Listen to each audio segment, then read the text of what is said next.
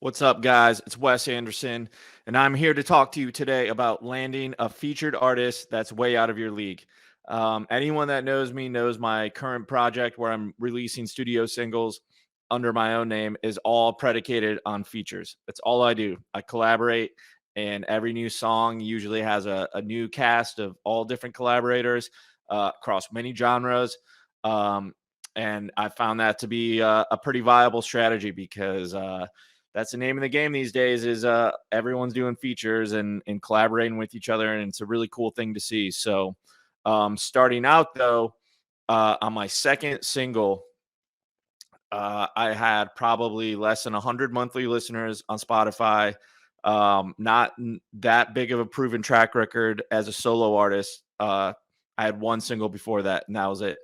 And I landed my favorite bassist of all time, Peanut from 311. Other side, you could see the 311 poster behind me. Anyone that also knows me knows how big of a deal that was to me and how awesome it was to have that experience. So, given the fact that I was pretty new into this music project, didn't have many singles out or that big of a track record, um, it wasn't the first thing I thought of as a second single to just go for the stars. Even though almost every single I will always usually pitch a demo to sort of like the top of the top, like dream come true type featured artists that I would like on a song. 9 out of 10 times it doesn't happen, but it's happened enough to know that it's very possible. So with that, I thought I'd share a couple best practices, things that seem to have worked for me. So I'll get right into them. First things first, have a solid fucking demo. So when you're pitching anyone as a featured artist, you want to make it as frictionless, as easy as a process for them where they can get your song and go right to work if they want to. Anytime, you don't ever like DM someone or just be like, hey, we should collab, what do you think? Like, no, that's going to put a very bad taste in their mouth. It's a bad first impression because it's unprofessional and it's insincere. These are busy people, as you should be as well. And they probably get asked questions like, hey, can you hop on a song, or can my band open for you?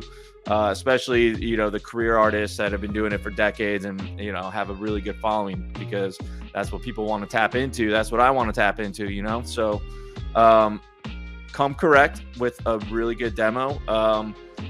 Depending on who you're reaching out to, doesn't necessarily have to be like full instrumental. Like I've sent demos out for the song I did with Peanut and Lyrics Born with programmed drums at first, and then got bass and vocals, and then did I think I actually did drums last, which is not typically how it goes, but the demo's good enough and the structure is tight. You can make it work. So if they have a manager, probably reach out to them unless you have a personal relationship with the artist yourself. So for most of my songs, that means going to their managers. Not always. Seems like more and more lately I've been working directly with the artist. I just prefer to do that. Managers tend to get in the way of things, in my opinion, but they also serve a pretty crucial role. So if you don't know the artist personally, find professional contact. Usually it's a manager or whatever. So a thing to keep in mind if you're reaching out to people is you should like their music first and foremost. And if you do and you follow them, that means you probably have a pretty good idea of what their schedule's like. So I try not to reach out to artists if I know they're on tour, because they're not going to be able to do the thing I would want them to do in that moment. So I want to give them a full demo. I want to know that they're probably in the studio or working on music anyways. And if they're into the song and we work out all the details and everything's all good, that they can immediately get to work and crank it out. Because you may have this awesome demo and they're on the road and they might be like, hey, I'll get to it like after I get home from tour. That all but guarantees it's probably not going to happen. Again, if you're getting legitimate featured artists on your songs, they're going to be busy. They got a million other projects to do. If you're starting out, it probably means you don't have the biggest budget in the world either. So try to be mindful of like what else is going on in their lives and maybe even the world, because pandemic hit, and all I thought of when I was working on demos is all these guys are not touring anymore. So I really went balls to the wall with producing demos and things like that, and was able to get DJ Lethal from Limp Bizkit to remix one of my singles because I knew Limp Bizkit wasn't on the road. And not that those guys are hurting for money or anything, but you know, career guys like that are true artists. They just want to make music, and they want to create. And when the world's gone to shit and it's a pandemic, yeah, maybe the dude wants to do a remix because he thinks the song's cool and likes to put himself out there. So being mindful of that. That was one where I went directly to him, but he had a contact email on his Instagram. So that's a good place to look for contact infos: Instagram, official websites, Twitter bios, anything like that. And one thing to keep in mind is sort of your budget. Most of these guys don't do this for free, you know, like even if your best friend was like the best roofer in the world, you wouldn't expect him to do an entire roofing job for you for free because he's your friend. It's so being respectful and considerate of that as well, but also you never know who's going to do what at a homie rate or pro bono, or who's going to ask to do it for a shit ton of money. You know, it just depends, but doesn't mean you shouldn't stop reaching out, especially for the high level people. But again, do it with a good demo. You want to tell them what your production timeline is, like how fast you want the turnaround, any sort of revisions you may want. And for vocalists, you're going to want to talk about the lyrical themes, you know, especially with politics being such a hot topic today. You know, don't want to hire some vocalist to do a hook or a bridge on your song and they start saying all sorts of crazy shit that you really don't want to put out in the world. So talk about all those things beforehand. Ownership, that's a huge thing you're going to want to talk about with these featured guys, especially once you get them on the track. Sometimes they want a flat rate, which is more traditionally called a work for hire. Other times they want ownership in the song in terms of songwriting credit or even the masters. But just talk about it. You can usually work it out every which way. So really, also, you know, being mindful of the genre. Like one thing I think that has helped me be successful with landing pretty legitimate artists and even ones out of my league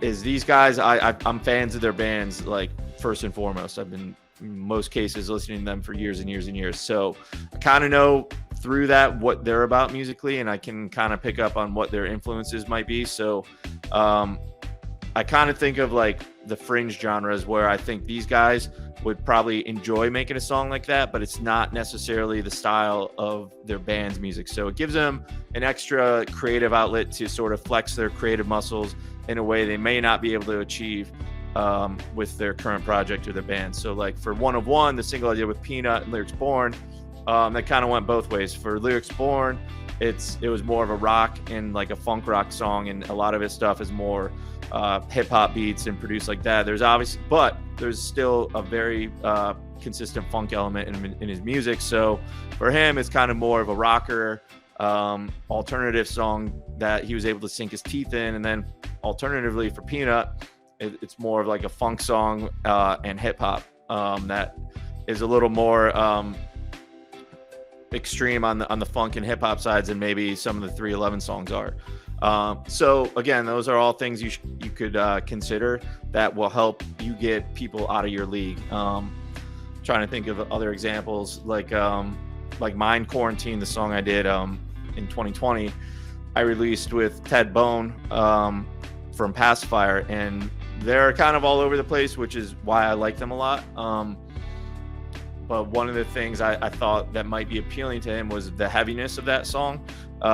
There's still some reggae elements in the verses, but it's got a lot of ripping guitar riffs and pretty heavy intro and drop D tuning. So I thought the heaviness and sort of the weirdness of how I structured the song would be appealing to someone like that, and it worked out. So there's no formula, but I am proof that it can happen with a very small budget if or even no budget. And as a brand new artist or a brand new project, it can be done. But think of all the things I mentioned, coming correct with a really good demo, production timeline, being considerate of the budget, but don't let that get in the way. If you have a conversation with someone that's getting in the door anyways, like, I'll wrap this up soon. I'll just give one example for my song Red Cup Dub. I initially reached out to Tech Nine's manager because I found his email on a website, because that was one of my high level top tier artists I would have freaking killed to have on the track.